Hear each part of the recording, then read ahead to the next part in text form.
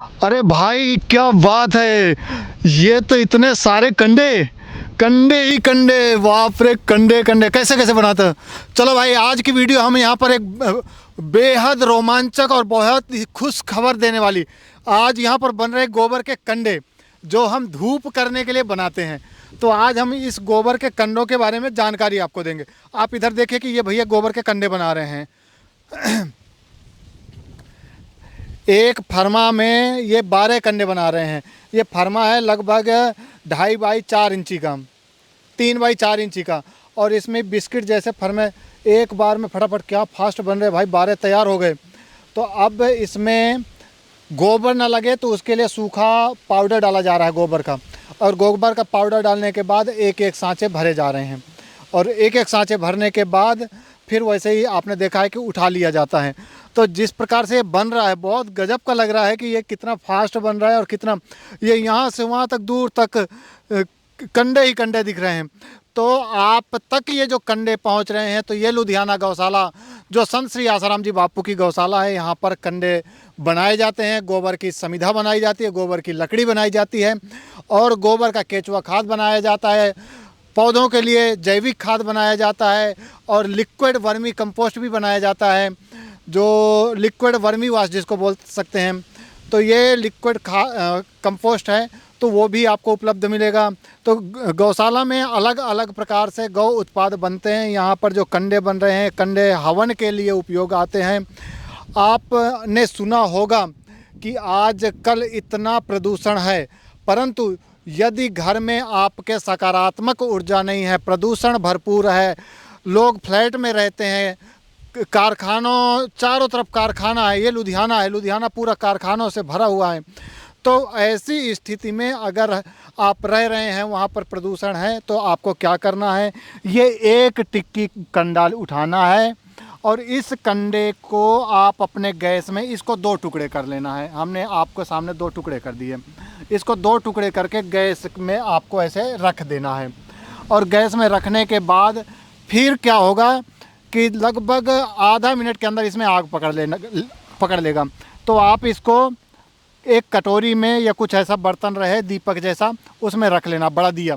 उसमें रखने के बाद थोड़ी देर पंखा के नीचे रखिएगा तो धुआं आएगा। उसमें 1 चम्मच अर्थात लगभग 5 ml के आसपास गाय का घी डाल दीजिए, गाय का घी हो या भैंस का घी।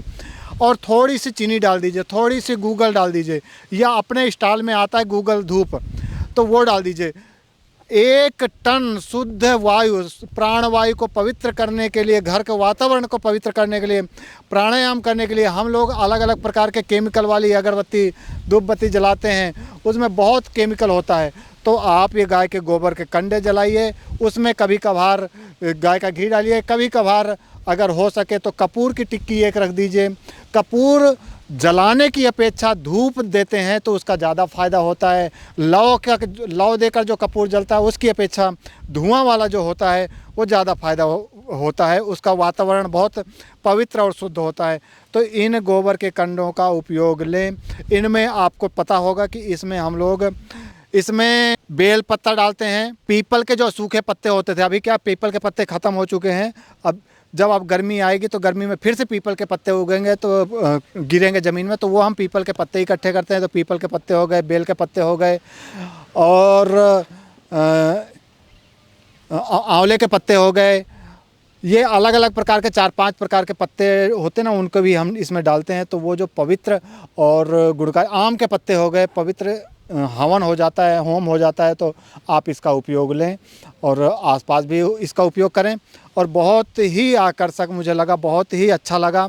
तो मैं आपको बताऊं कि ये जो गोबर है, तो जो ही गाय गोबर करती है तो तुरंत गोपालक जाते हैं, वहाँ उठाते हैं तसले में, और तसले में उठा करके एक जगह इकट्ठा करते हैं। तो इकट्ठा करते हैं, फिर ये क्योंकि बहुत टाइट होता है, हार्ड होता है, तो इसमें थोड़ी से पानी की मात्रा डालते हैं, फिर थोड़ी सी मिक्सिंग करते हैं। जैसे हम आटा गूँथते हैं ना, तो वैसा भी इसको गूँथना पड़ता है। कई बार ज़्यादा मात्रा में अगर होता है तो अच्छे से कुल मिलाकर के गूँथ लेते हैं। फिर इसको गूँथने के बाद फिर इसको तसले में थोड़ी थोड़ी लेकर के यहाँ पर लाते हैं, और ला करके पहले नीचे गोबर का जो चूरा होता है, पाउडर होता है, उसको बिछाते हैं ताकि ज़मीन में ये कंडे चिपके नहीं। फर्मे में लगाते हैं ताकि फर्मे में ये कंडे चिपके नहीं।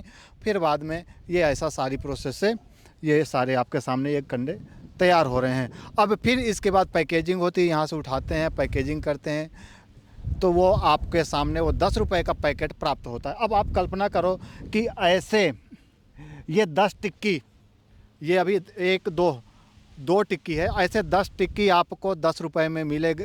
कितना सस्ता है, देखो कितनी मेहनत है। परंतु ये गौ सेवा है और समाज सेवा को लेकर के, और ये इन भाइयों की जो सेवा भावना है कि लोगों में शुद्धता पहुँचे, वातावरण पवित्र मिले, सबको स्वस्थ जीवन मिले, तो ये सारी जो परोपकार की जो भावना है, तो